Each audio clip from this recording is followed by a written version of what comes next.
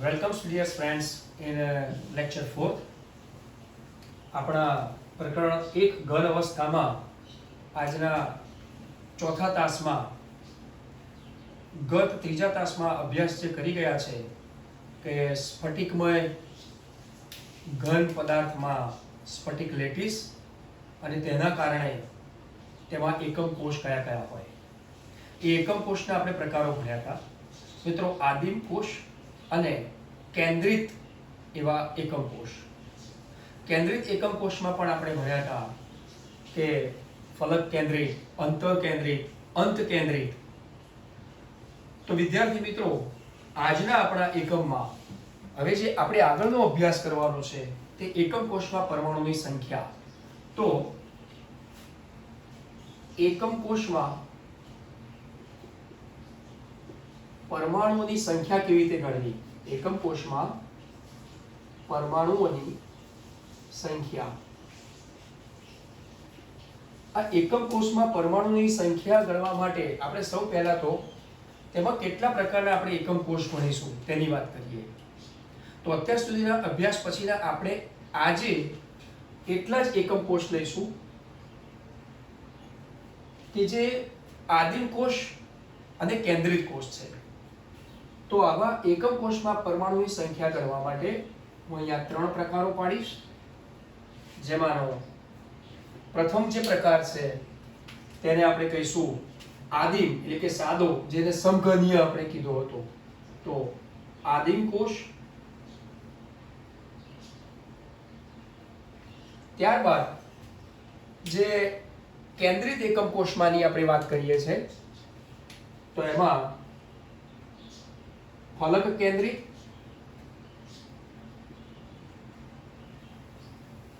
એકમ કોષ, ત્યારબાદ અંતઃ કેન્દ્રિત.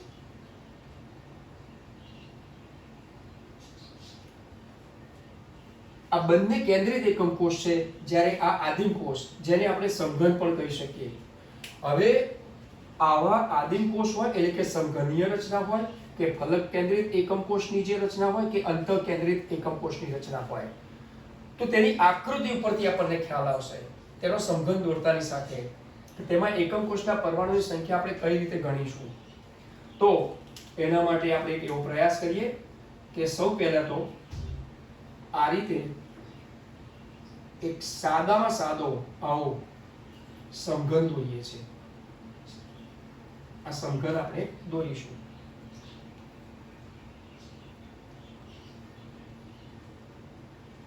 હવે મિત્રો, આ સમઘન જે છે એ સમઘનમાં જો તેના પ્રત્યેક એના જે લેટિસ છે એ લેટિસ પ્રમાણે જો વાત કરીએ તો તેમાં તેના કેન્દ્ર સ્થાને કહેતા આખા ઘનમાં જે પ્રત્યેક એકમ કોષ છે એવા એકમ કોષમાં જો લેટિસને જોડવામાં આવે તો તેની આવી રચનાઓ થશે.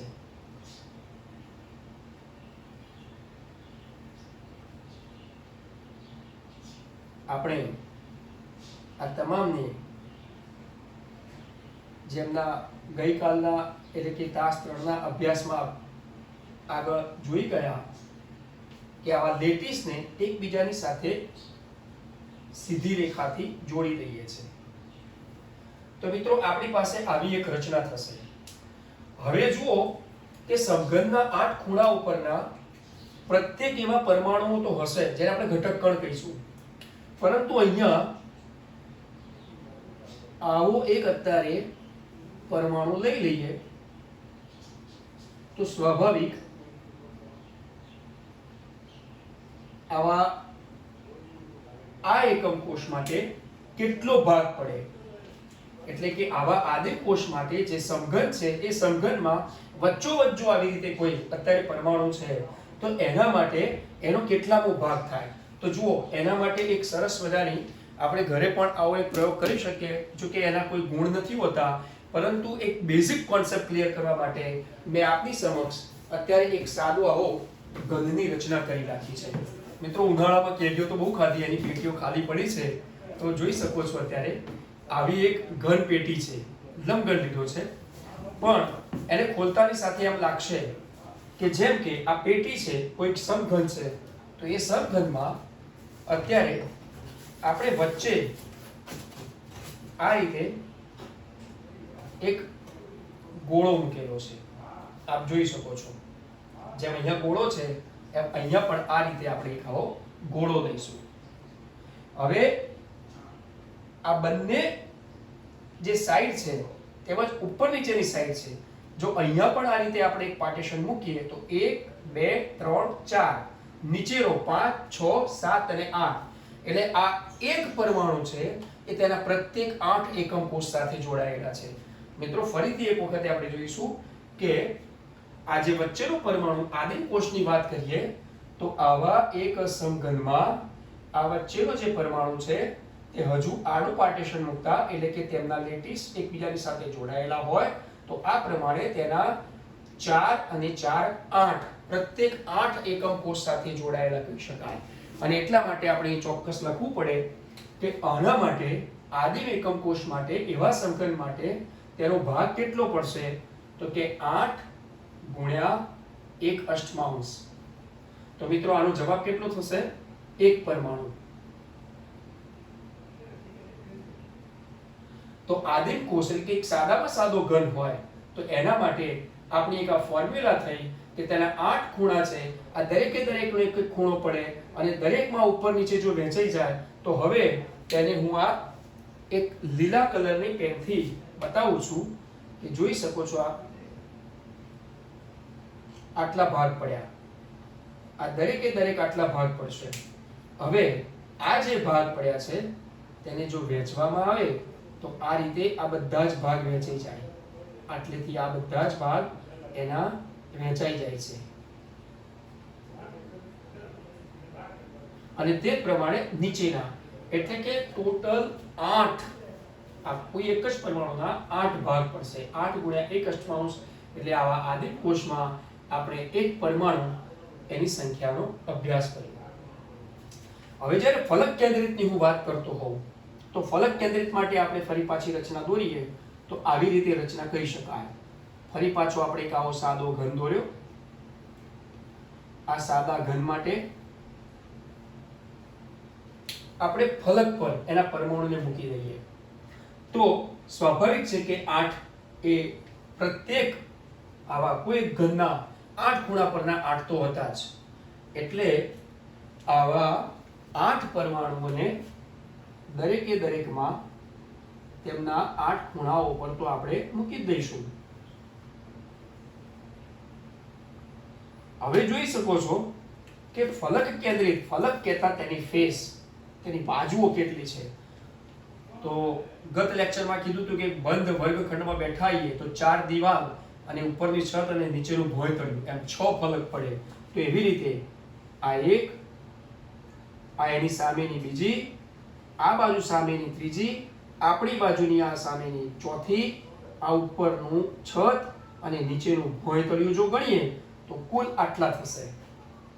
હવે આવા જે ફલક કેન્દ્રિત એકમ કોષની વાત કરીએ તો આ બધા જ ફલક પર છે.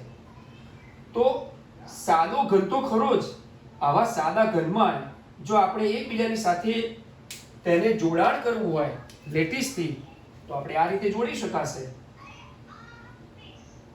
જો મિત્રો આ એક જોડ્યું છે, ઉપરાંત અહીંયાથી પણ આપણે આ રીતે જોડી શકાય, ઉપરાંત અહીંયાથી પણ આ રીતે એક જોડી શકાય. એ જ રીતે અહીંયા જો આપણે આ જોડવા જઈએ તો આ પણ એક જોડી શકાય, તે રીતે આને પણ આ રીતે આપણે જોડી શકાય અને નીચે પણ જોડી શકાય. તો આ રીતે તેમાં આ સ્ફટિક જાળી જે આપણે એકબીજા લેટિસની સાથે જોડાયેલા છે, લેટિસ બિંદુઓ છે અને તેના કારણે આપણે પ્રત્યેક ઘટક પરમાણુઓ એકબીજાની સાથે જ્યારે જોડાય ત્યારે હવે આપણે ફલકની સંખ્યા અને સાદા ઘનના પરમાણુની સંખ્યા કરવી પડશે. હવે આપણે કોમન આ વસ્તુ તો લેવાની જ છે, એટલે આમાં 8 ગુણ્યા 1/8 જે છે એના માટે એક પરમાણુ તો હતો જ, ઉપરાંત તેમાં વધારાની આપણે કઈ વાત કરીશું તો એમાં 6 ફલક છે, 1 2 3 4 5 અને 6 ફલક છે, પરંતુ તે દરેકે દરેક 6 ફલક એ પ્રત્યેક બીજા એકમ કોષ સાથે, એટલે કે જુઓ આ દરેકે દરેકના 6 ફલક છે, ઉપર પણ 6 ફલક છે, આ બાજુને પણ 6 ફલક છે, એમ ટોટલ 8 છે, બધા એકબીજાની સાથે વહેંચાયેલા છે.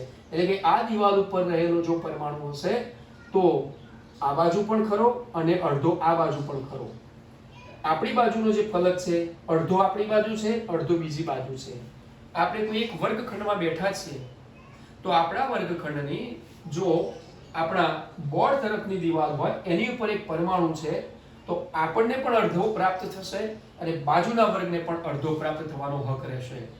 એટલે સાદામાં સાદા કોઈ ઘનમાં એના પ્રત્યેક એકમ કોષની જો વાત કરીએ તો આ દરેક ફલકનો અડધો ભાગ વહેંચાઈ ગયેલો હશે. એટલે આના ટોટલ થશે 3. એટલે ફલક કેન્દ્રિતમાં 6 ગુણ્યા 1/2 બરાબર 3 અને સાદો ઘન તો હતો જ એટલે 8 ગુણ્યા 1/8 બરાબર 1 પરમાણુ. આ બંનેની સંખ્યાનો જો આપણે સરવાળો કરીએ તો આ બંનેની સંખ્યાનો સરવાળો થશે 3 + 1 બરાબર 4 પરમાણુ થાય. તો મિત્રો ફલક કેન્દ્રિત ઘનમાં પરમાણુની સંખ્યા થશે 4. હવે આને પણ આપણે પેલી કેરીની પેટી જે આપણે નમઘન કહેતા હતા એમાં હું તમને બતાવી શકું છું. જુઓ વળી પાછો આ સમઘન જેવો છે, અત્યારે એક આ છે. આપણે ફલક ઉપર મૂકીને જોઈ જોઈએ. આપણો જે પરમાણુ છે એને આપણે આ રીતે ફલક ઉપર મૂકી દઈએ છીએ. જુઓ મિત્રો, આ ફલક ઉપર મૂકી દીધો. આ એક ફલક છે, અડધો આ સાઈડે છે, જે પણ એકમ કોષ હશે અડધો બીજી સાઈડે છે. જો આપણે વચ્ચેનો હમણાં બતાવ્યો તો એ પ્રમાણે હોય તો પણ અડધો અડધો ભાગ પડશે. તો આ રીતે એ દરેક એકમ કોષમાં અડધો વહેંચાયેલો છે. તો આ એક નમ્ર પ્રયાસ પ્રાયોગિક રીતે ઉપરાંત આવી ચોક્કસ ઘનાકૃતિમાં આ સિમ્પલ એક સમતલના બોર્ડ ઉપર જ્યારે ત્રિપરિમાણીય રચનાઓ બતાવતા હોઈએ છે ત્યારે સીધી જ દોરાઈ ગયેલી આકૃતિ એટલે કે પાઠ્યપુસ્તકના પેજમાં પણ સીધી જ દોરાઈ ગયેલી આકૃતિમાંથી આપણે એને ઇમેજિંગ કરવું થોડી તકલીફ પડશે પણ કઠિન નથી. એને સમજવી પડશે એટલે સ્ટેપ બાય સ્ટેપ મેં અહીંયા આકૃતિ દોરી અને આપને સમજાવવા પ્રયત્ન કર્યો છે. આ જ વસ્તુ આપણા સ્ટડી મટીરિયલમાં પણ તમને મળશે અને આપણા પાઠ્યપુસ્તકમાં પણ છે. તો આવી રીતે ફલક કેન્દ્રિત એકમ કોષના પરમાણુની સંખ્યા સમઘન માટે 8 ગુણ્યા 1/8 જે સાદામાં સાદો ઘન તો હતો જ એટલે એનો કોમન લઈ લેવાનો છે. ઉપરાંત ફલક એના 6 હશે તો 6 ફલક દરેક 1/2 માં વિભાજિત થશે એટલે એના 3 પરમાણુ અને માટે 3 ને 4 પરમાણુ આપણી પાસે ફલક કેન્દ્રિત એકમ કોષની સંખ્યા થશે. હવે આવશે આપણા અંતઃ કેન્દ્રિત એકમ કોષની વાત. મિત્રો અંતઃ કેન્દ્રિત એકમ કોષની આપણે જો વાત કરીએ તો આવા જ ઘનમાં ફરી આકૃતિ આપણે દોરીએ. વારંવારની પ્રેક્ટિસથી આપણો અભ્યાસ મજબૂત બનતો હોય છે. તમે પણ અત્યારે ભરપૂર સમય છે તો આપ આ અભ્યાસ કર્યા પછી આવી આકૃતિઓ દોરી અને સમજી શકો છો અને જ્યારે પણ પરીક્ષા લક્ષી પ્રશ્ન પૂછાય ત્યારે માત્ર એક જ આકૃતિ દ્વારા આપણે સમજાવવાનું હોય છે. હવે અંતઃ કેન્દ્રિત કહેતા ફરી પાછું આપણે એક વસ્તુ કરીએ કે આપણા જે સમઘન છે એ સમઘનના 8 8 ખૂણા પર આવા પરમાણુઓ તો છે જ. એટલે ઘનના 8 ખૂણાના 8 પરમાણુના વચ્ચે એટલે કે 8 ગુણ્યા 1/8 તો આવશે જ. તો 8 ગુણ્યા 1/8 એટલે એક પરમાણુ તો ખરો જ એનો ઘન છે એટલે. પરંતુ અંતઃ કેન્દ્રિત છે એટલે કે એક વર્ગખંડની અંદર ચારે દિવાલ અને ભોંયતળિયું તેમજ છતની વચ્ચે મોટા કદનો કોઈ ગોળો છે એટલે કે સ્વાભાવિક આ રીતે આપણી પાસે કોઈ અત્યારે અંતઃ કેન્દ્રિત માટેનો એક પરમાણુ હોય તો આવા એકમ કોષમાં હવે પરમાણુની સંખ્યા ગણવી છે. તો જુઓ સૌથી પહેલા એના પરમાણુઓને આપણે લેટીસથી એકબીજાની સાથે સાંકળી લઈએ તો આવી રચના બનશે.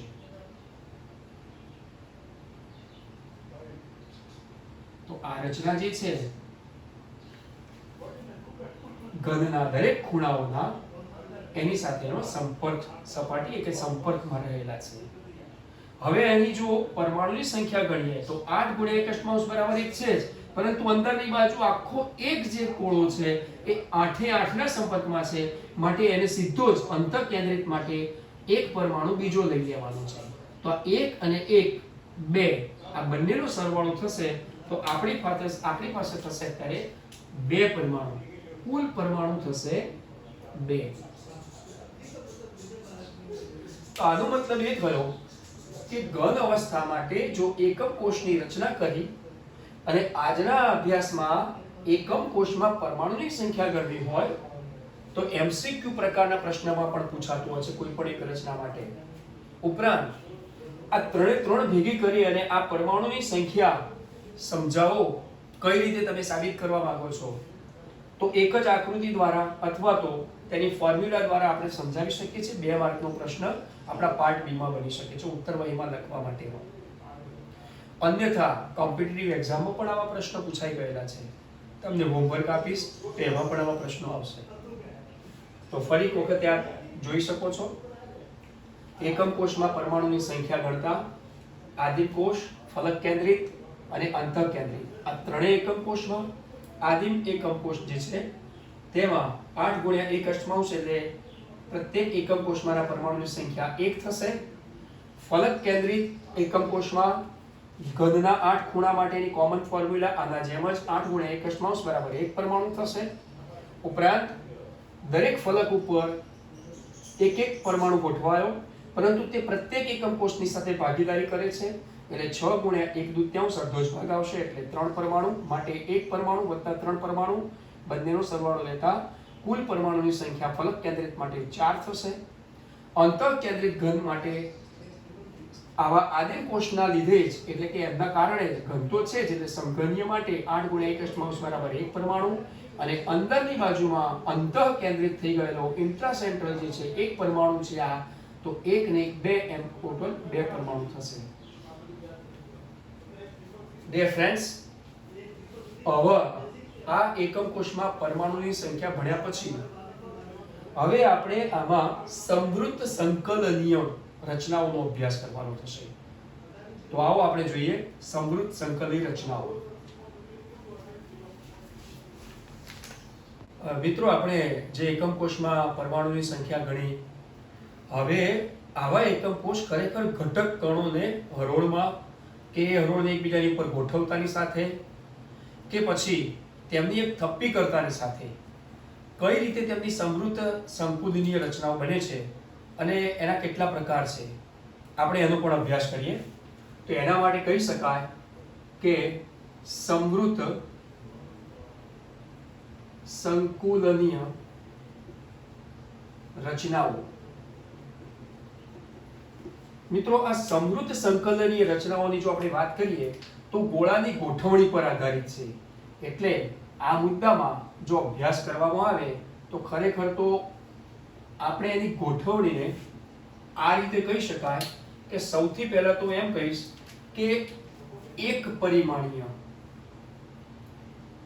મિત્રો, આ એક પરિમાણીય એટલે શું?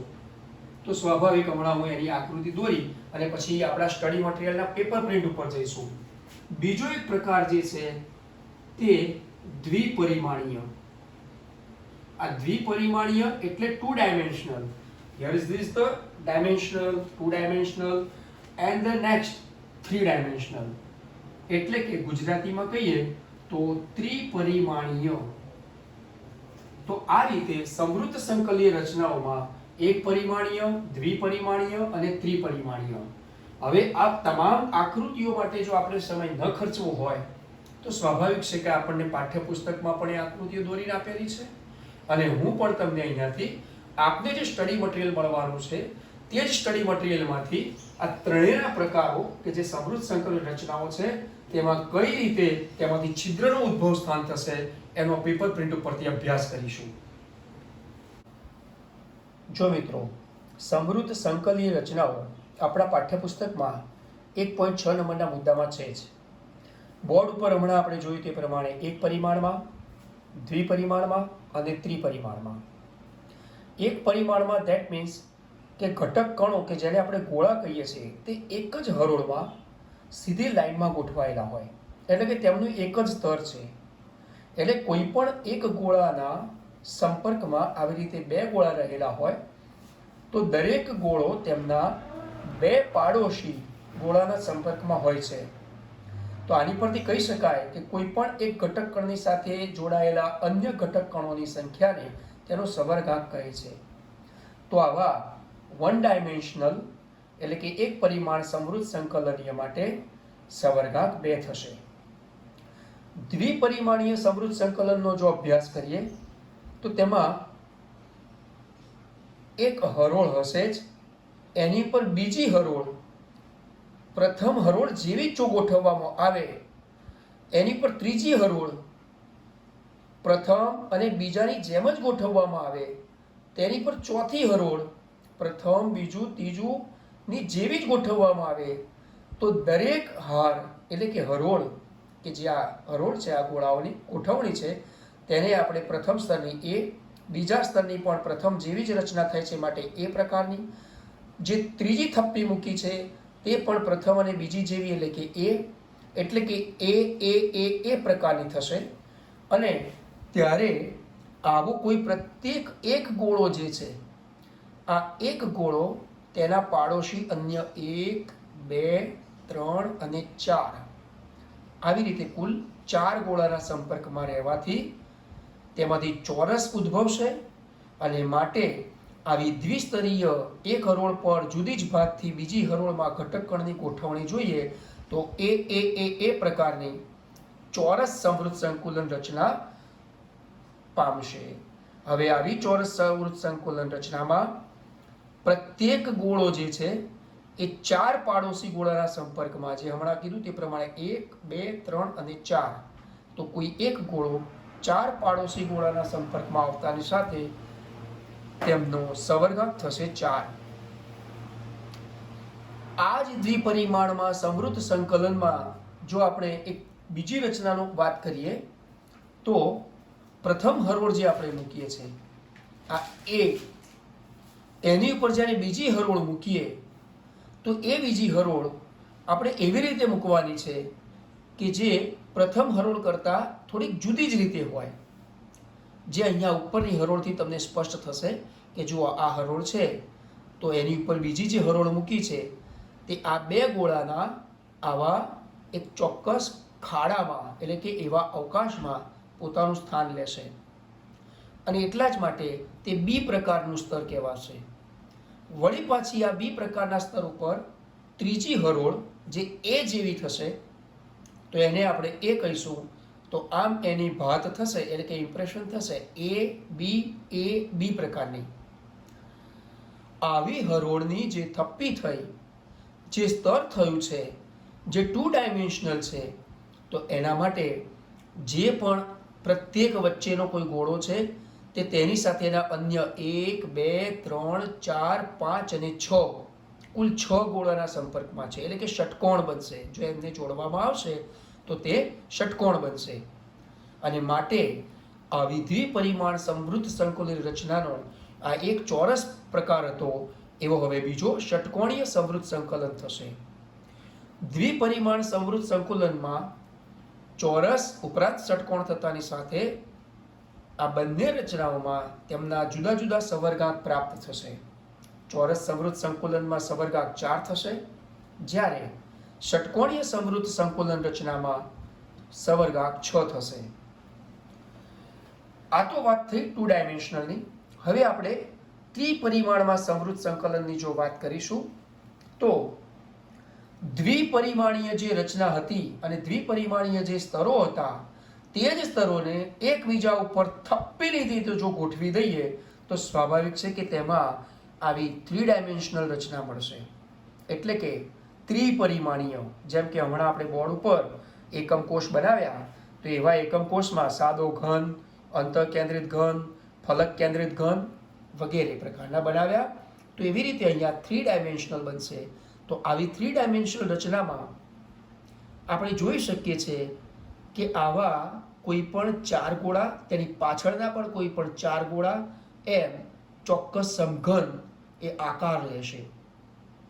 તો આવા ત્રિપરિમાણીય સમૃદ્ધ સંકલનમાં દ્વિપરિમાણીય સ્તરોને એકબીજાની ઉપર થપ્પીની રીતે ગોઠવતા જે મળતી રચના છે તે હકીકતમાં અત્યારે અભ્યાસમાં આવતા તમામ વાસ્તવિક જે ઘન પદાર્થો છે તેવી તમામ વાસ્તવિક રચનાઓ એ આવું સંકુલન ધરાવે છે.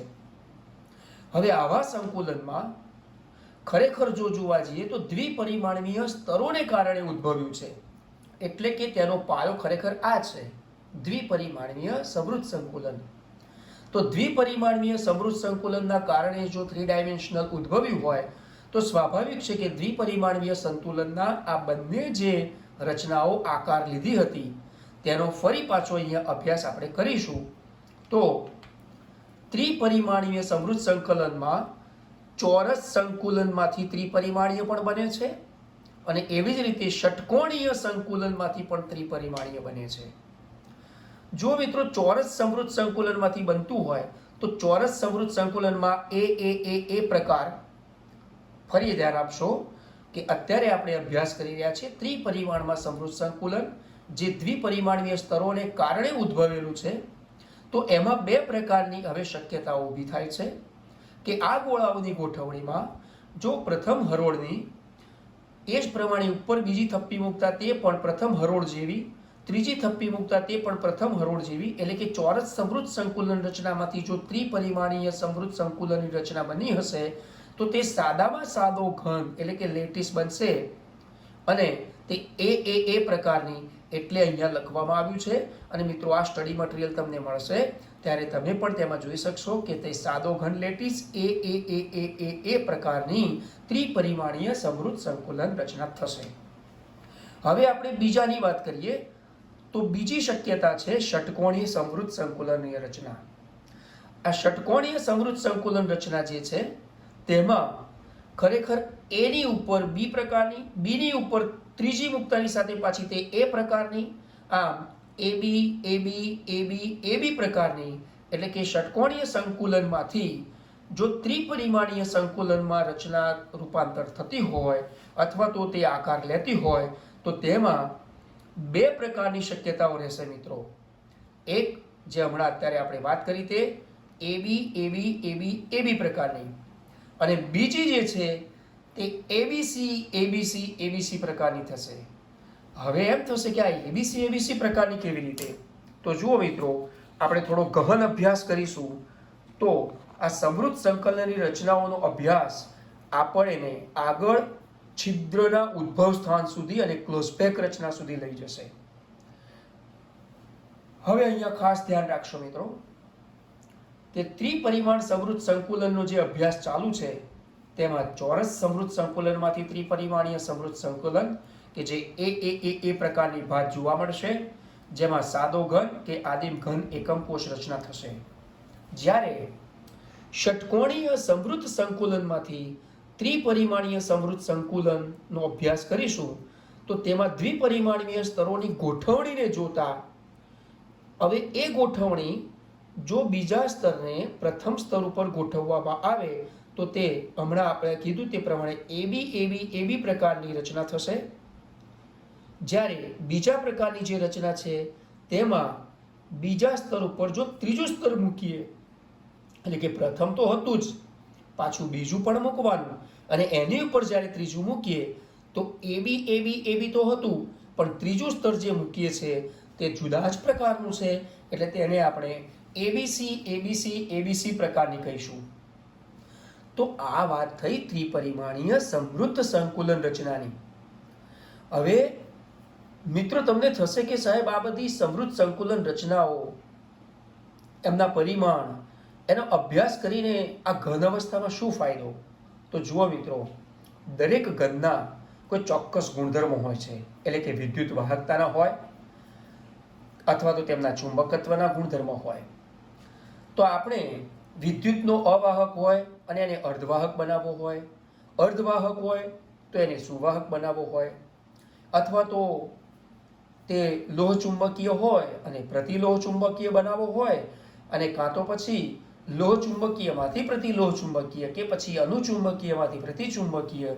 તો આ બધા માટે તેમાં કેટલી ખામી ઉદ્ભવવી પડે અથવા તો તેમાં કંઈક ઉમેરણ માટે શું જગ્યા હોઈ શકે, તો એટલા માટે આપણે આવા ઘનના પરિમાણોનો અભ્યાસ કર્યો. આ પરિમાણોના અભ્યાસમાંથી હવે આગળ આપણે વધીશું કે તેમાં જે છિદ્ર ઉદ્ભવે છે તે કયા પ્રકારની સમૃદ્ધ સંકુલનને કારણે ઉદ્ભવ્યા અને આવા છિદ્રના ઉદ્ભવ સ્થાનને કારણે કયા પ્રકારની ક્લોઝબેક રચના ઉદ્ભવે છે. તો જુઓ, ષટકોણીય સમૃદ્ધ સંકુલનની માંથી ત્રિપરિમાણીય સમૃદ્ધ સંકુલન થયું ત્યારે બે શક્યતાઓ હતી. એક કે બીજા સ્તરને પ્રથમ સ્તર ઉપર ગોઠવો, એટલે કે એબી પ્રકારની. તો હવે મિત્રો જુઓ કે આવા એબી પ્રકારનું જ્યારે પણ કોઈ સ્તર ગોઠવાતું હોય કે એબીસી પ્રકારનું સ્તર ગોઠવાતું હોય તો છિદ્રનું ઉદ્ભવ સ્થાન અહીંયાથી જ શરૂઆત થઈ જાય છે. સૌ પ્રથમ આપણે જોઈશું તો જુઓ, અત્યારે આ 3 ગોળાને એક હરોળમાંથી આપણે લીધા છે. એ પ્રકારની લાઈન આપણે કહી શકીશું કે આ અત્યારે કોઈ એ પ્રકારની હરોળ હતી. આ એ પ્રકારની હરોળની ઉપર આ બી પ્રકારની હરોળ મૂકતાની સાથે આવી રચના થતા તેની ઉપર એક ગોળો ઢંકાયેલો છે. 1, 2, 3 અને 4 કુલ 4 ગોળાના સંપર્કના કારણે વચ્ચે ઉદ્ભવતું જે છિદ્ર છે તેને આપણે ટી છિદ્ર કહીશું.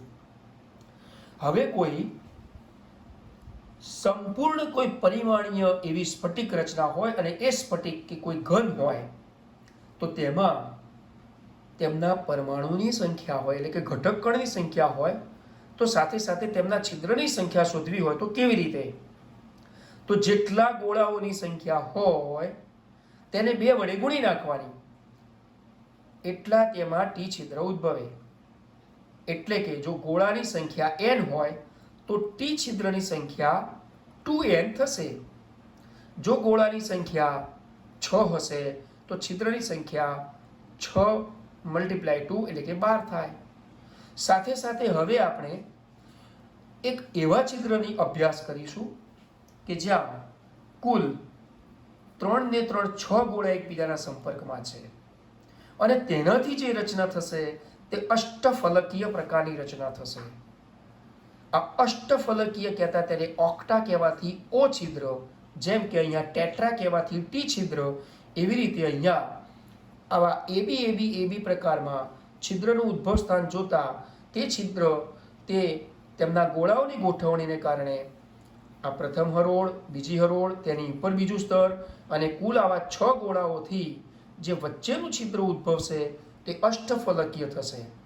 એટલે કે વિદ્યાર્થી મિત્રો, જેટલા જ ગોળાની સંખ્યા તેટલા જ ઓક્ટાહેડ્રલ છિદ્રની સંખ્યા, એટલે કે ઓ છિદ્રની સંખ્યા, એટલે કે અષ્ટફલકી છિદ્રની સંખ્યા થશે. હવે આવા છિદ્ર પરથી આપણે ક્લોઝપેક રચના કેવી રીતે અભ્યાસ કરીશું તો એ પણ ચોક્કસ વાત છે. જુઓ મિત્રો કે બીજા સ્તર ઉપર ત્રીજું સ્તર મૂકતાની સાથે 2 શક્યતાઓ ઉદ્ભવશે. આ પ્રકારની 2 શક્યતાઓ કે જો તેમાં સમચતુષ્ફલકીય છિદ્રને ઢાંકી દેતી કોઈ આપણને ઇમ્પ્રેશન મળે તો સ્વાભાવિક છે કે તેમાં હેક્ઝાગોનલ ક્લોઝપેક રચના થશે. અને આ આપણે મુદ્દા નંબર 1.6 માં પાઠ્યપુસ્તકમાં અભ્યાસ કરવા મળશે કે જો ટી છિદ્રને ઢાંકતા આવી એબી પ્રકારની ભાત ઉપજે તો હેક્ઝાગોનલ ક્લોઝપેક રચના થશે.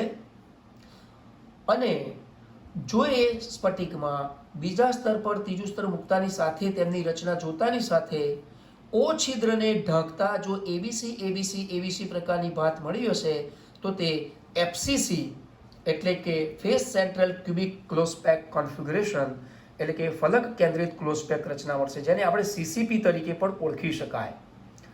ખાસ કરીને કોપરને એમના બંધારણ માટે આ જવાબદાર હોય છે અને આ છે એ મેગ્નેશિયમ જેવાના બંધારણ માટે જવાબદાર હોય છે. સો ડિયર ફ્રેન્ડ્સ, આજના આપણા ચોથા લેક્ચરમાં એકમ કોષમાં પરમાણુની સંખ્યા, સમૃદ્ધ સંકુલિત રચનાઓ તેમજ એ સમૃદ્ધ સંકુલિત રચનાઓ પરથી છિદ્રના ઉદ્ભવ સ્થાન અને આ છિદ્રના ઉદ્ભવ સ્થાન પછી તેમાંથી ઉદ્ભવતી ક્લોઝપેક રચનાઓનો અભ્યાસ કર્યો. તો મિત્રો, આ તમામ અભ્યાસ જે અત્યારે આપણને આજે પેપર પ્રિન્ટથી મેં અભ્યાસ કરાયો કે સ્ટડી મટીરિયલમાં તો મળશે, પણ હું એક આશા એ રાખું છું કે આ સ્ટડી મટીરિયલ તમારું તમામ એકત્રિત કરશો, એની તમે પ્રિન્ટ કઢાવો કે પછી ચાહે ફૂલસ્કેપ ચોપડો બનાવો અને સાથે સાથે જે તમને હોમવર્ક મળશે એ હોમવર્કમાં પણ આ પ્રકારના જે નીટ પર આધારિત ક્યાંક એમસીક્યુ અને આપણી માધ્યમિક શિક્ષણ બોર્ડની જે બોર્ડની પરીક્ષાઓમાં પાર્ટ બીમાં પણ લખવા માટેના કેટલાક પ્રશ્નો આપીએ તેનો ચોક્કસપણે એક ફૂલસ્કેપ ચોપડો બનાવીને તમે જવાબો લખશો તેવી આશા રાખું છું.